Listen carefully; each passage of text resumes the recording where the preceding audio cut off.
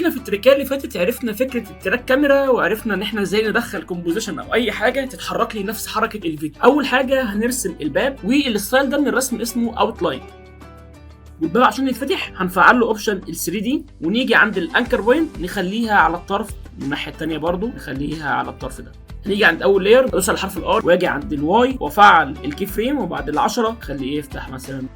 نفس الكلام هعمله في الباب الثاني. برضو اقدر ازود بقى تفاصيل اكتر في الباب زي ما انا عايز، وليكن مثلا الشكل ده هناخدهم وندخلهم جوه الكومبوزيشن اللي احنا كنا عاملينه للتراك كاميرا، فهنلاقي ان المشهد اشتغل بالشكل ده كده. فاضل معانا مشهد الالستريشن اللي جوه، وهي دي الليرات بتاعته. طبعا احنا فاصلين كل حاجه على برنامج الالستريتور. السحاب متحرك بوزيشن عادي، والقمر بوزيشن، والمركب ده بوزيشن. الحمامه احنا قاطعين الجناحات بتاعتها ومخلين كل جناح في لاير لوحده، ومفعلين له برضو اوبشن ال 3 دي، وبنفس فكره الباب عملنا له الروتيشن بالشكل ده كده. وبرضه هناخد الكومبوزيشن بتاع الرسمه ونحطه في الكومبوزيشن بتاع الكاميرا تراك، فبالتالي هنلاقي فيديو بقى بالمنظر ده. هيتفضل الكلام اللي هنا برضه نفس الموضوع، احنا خدنا من هنا كاميرا تراك وحددنا وحطينا الكلمه، وعملنا تاثير الانك فيديو علشان يظهر معانا بالشكل ده كده.